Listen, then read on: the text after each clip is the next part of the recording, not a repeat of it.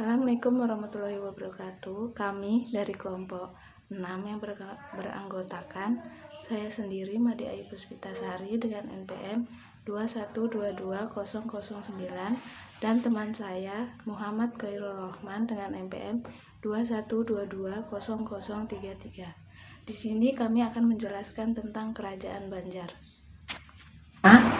Berdirinya Kerajaan Banjar. Semula, Kerajaan Banjar merupakan kelanjutan dari Kerajaan Daha yang beragama Hindu. Pada akhir abad ke-15, Kalimantan Selatan masih di bawah pimpinan Kerajaan Daha, yang pada saat itu dipimpin oleh Pangeran Sukarama.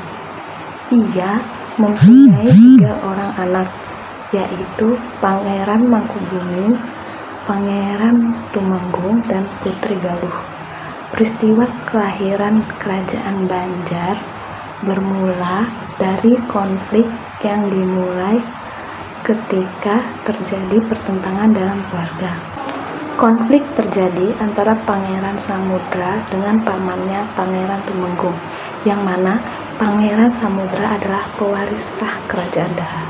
Dikisahkan dalam hikayat Banjar, ketika Raja Kerajaan Daha, yaitu Raja Sukarama, merasa sudah hampir tiba ajalnya, ia berwasiat agar yang menggantikannya nanti adalah cucu Raden Samudra.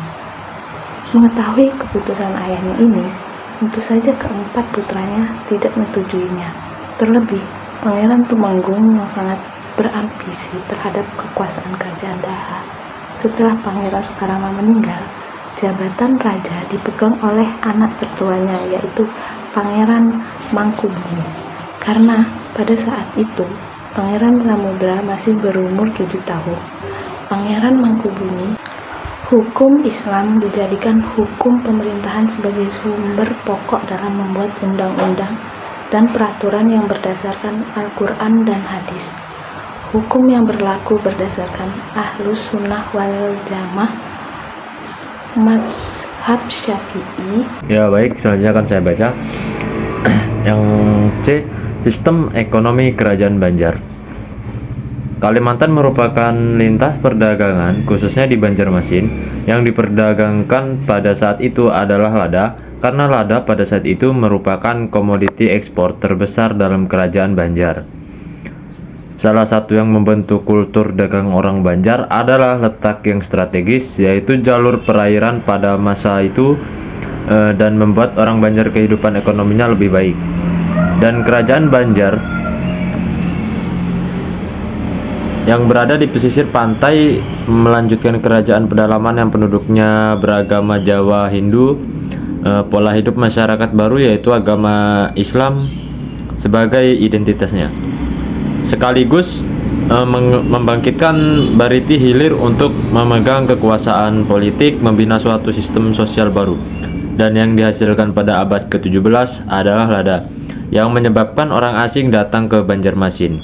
Puncak kemakmuran orang Banjar pada permulaan abad ke-18 karena pada setiap tahunnya orang Tiongkok datang ke Banjarmasin untuk membeli lada.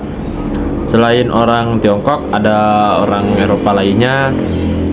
Karena seringnya melakukan perdagangan antara orang Banjar dengan orang Eropa, maka orang Eropa banyak memutuskan tinggal dan menetap di Banjar dan membentuk suatu perkampungan.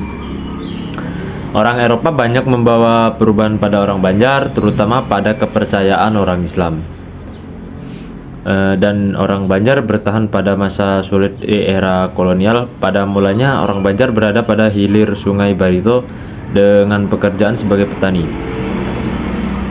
mengambil ikan dan mengambil hasil hutan. Ketika orang luar Kalimantan masuk, kebanyakan orang Banjar beralih menjadi pedagang. Orang Banjar banyak berhubungan dagang dengan orang di luar Kalimantan seperti Jawa, Sumatera, dan Sulawesi. Konsep perdagangan orang Banjar adalah konsep ekonomi syariah, karena mayoritas orang Banjar adalah beragama Islam. Dan orang Banjar pada masa dulu dan sampai saat ini, apabila terjadi sengketa, apalagi terkait sengketa dagang, maka dilakukan dengan adat orang Banjar, yaitu berdamai. Perpaduan antara suku lama-kelamaan menimbulkan perpaduan kultural, dan yang paling dominan adalah unsur Melayu ditambah unsur Dayak Ngaju yang sekarang menjadi Kampung Kuin Cerucuk. Orang Dayak ada di daerah pegunungan, sedangkan orang Melayu tinggal di daerah dataran Kalimantan Selatan. Sedangkan di daerah pantai didiami oleh orang Jawa, orang Madura, dan orang Makassar, orang Bugis, dan orang Banjar. Kesejahteraan sosial di dalam Islam dapat dimaksimalkan jika sumber daya ekonomi juga dialokasikan sedemikian rupa. Bahkan lebih dari 140 tahun lalu Islam mengusahakan keseimbangan yang langgeng antara pendapatan dan pembelanjaan guna mencapai keuntungan yang maksimum. Islam selalu mengajarkan agar mencari nafkah di laut atau di darat, bekerja berbagai macam jenis pekerjaan dengan cara yang halal, karena jika didapat dengan cara yang salah maka akan binasa. Sejak abad ke-14 sampai abad ke-16, sebelum terbentuknya kerajaan Banjar yang berorientasikan Islam, telah terjadi pembentukan negara dua fase, yaitu negara awal diwakili oleh negara Dipa dan negara kedua diwakili oleh negara Daha. Yang selanjutnya adalah kesimpulan. Kesimpulan dari makalah kami adalah kerajaan Banjar merupakan kelanjutan dari kerajaan Daha yang beragama Hindu. Pada akhir abad ke-15, Kalimantan Selatan masih dipimpin di bawah pimpinan kerajaan Daha, yang pada saat itu dipimpin oleh Pangeran Sukarama. Ia mempunyai 3 orang anak, yaitu Pangeran Mangkubumi, Pangeran Tumenggung, dan Putri Galuh. Peristiwa kelahiran kerajaan Banjar bermula dari konflik yang dimulai ketika terjadi pertentangan dalam keluarga istana. Konflik terjadi antara Pangeran Samudra dengan pamannya Pangeran Tumenggung, yang mana Pangeran Samudra adalah pewaris sah kerajaan Daha. Dikisahkan dalam hikayat Banjar, ketika raja kerajaan Daha yaitu Raja Sukarama merasa sudah hampir tiba ajalnya, ia berwasiat agar yang menggantikannya nanti adalah cucunya Raden Samudra. Agama Islam merupakan agama resmi kerajaan dan menempatkan kedudukan para ulama pada tempat yang terhormat dalam kerajaan.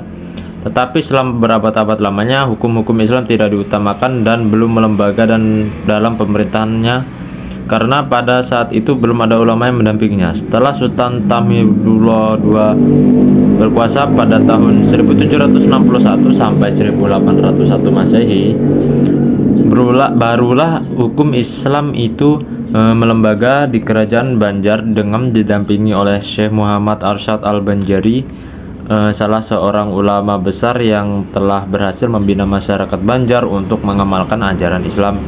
Peristiwa ini menimbulkan terjadinya perubahan dalam pemerintahan, terutama setelah Syekh Muhammad Arsyad Al-Banjari datang dari Mekah dan tiba di Martapura pada tahun 1772 Masehi.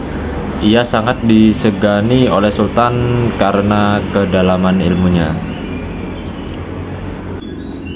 Semoga dengan adanya makalah ini dapat membantu para pembaca dalam memecahkan masalah pembelajaran. Sekian materi yang dapat kami baca dan kami jelaskan. Jika ada kesalahan mohon dimaafkan. Wabillahi taufiq wal hidayah. Wassalamualaikum warahmatullahi wabarakatuh.